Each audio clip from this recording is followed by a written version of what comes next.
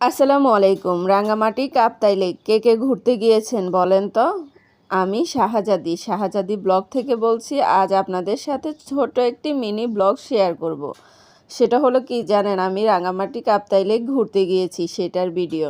আসলে আমি কিছুদিন আগে রাঙ্গামাটি কাপ্তাই লেক ঘুরতে গিয়েছিলাম, তো সেটার ভিডিও আজকে আপনাদের সাথে শেয়ার করব। তো আমরা রাতে রওনা করে দিই, যেতে যেতে আমাদের ভোর হয়ে গিয়েছে। এখানকার রাস্তাগুলো দেখতে এত ভীষণ সুন্দর, আঁকাবাঁকা, যেই কারো মন প্রাণ কেড়ে নেবে এই রাস্তাগুলো দিয়ে যাওয়ার সময়। তা আমার থেকে তো অনেক ভালো লেগেছে, এজন্য আমি অল্প একটু ভিডিও নিয়েছি।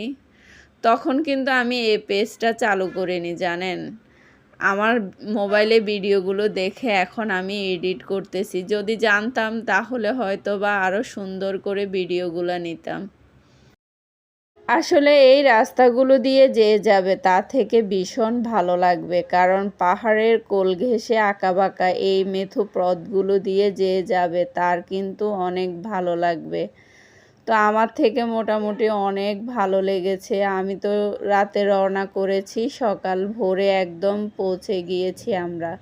আমার মন চেয়েছে যদি একটু এই রাস্তাটা হেঁটে যেতে পারতাম তাহলে মনে হয় আমার থেকে আরেকটু বেশি ভালো লাগতো, কারণ সবুজে ঘেরা এই মেঠো পথটা দিয়ে হাঁটার অনুভূতিটাই অন্যরকম, তাই না? বলতে বলতে কিন্তু আমরা কাপ্তাই লেকের মেন পয়েন্টে চলে এসেছি, যেটা হচ্ছে ঝুলন্ত ব্রিজ। আরেকটা ব্রিজ আছে।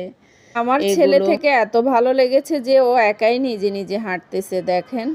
এই ছোট ব্রিজটা দেখে তো আমার থেকে এত ভালো লেগেছে, আমি একদম দৌড়ে নেমে গেছি এখানে। তো আমি নামার ভিডিওটা আর আপনাদের সাথে শেয়ার করে নিই। এই ব্রিজটা কিন্তু দেখতে ভীষণ সুন্দর। আমরা এখানে নেমে একটু ছবি তুলেছি, ভালোই লেগেছে আমাদের থেকে এখানে। আসলে ঘুরতে যাওয়ার মজাই আলাদা, তাই না? নতুন কিছু শেখা যায়, নতুন কিছু জানা যায়, বা নতুন একটা অভিজ্ঞতা পাওয়া যায়।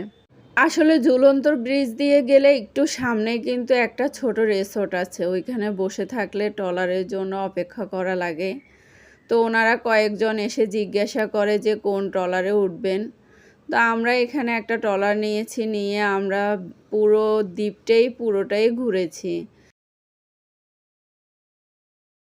মাশাল্লাহ, ট্রলারে করে একটু ঘুরলেই কিন্তু ছোট ছোট দুইটা ঝর্ণা পাওয়া যায়। একটা হচ্ছে ছোট, আরেকটা হচ্ছে বড়। আমরা এই বড় ঝর্ণাতে গিয়েছি। মাশাল্লাহ, এত সুন্দর, আপনার ইচ্ছে করবে যে আপনি অদ্ভুতভাবে শুধু তাকিয়েই থাকবেন।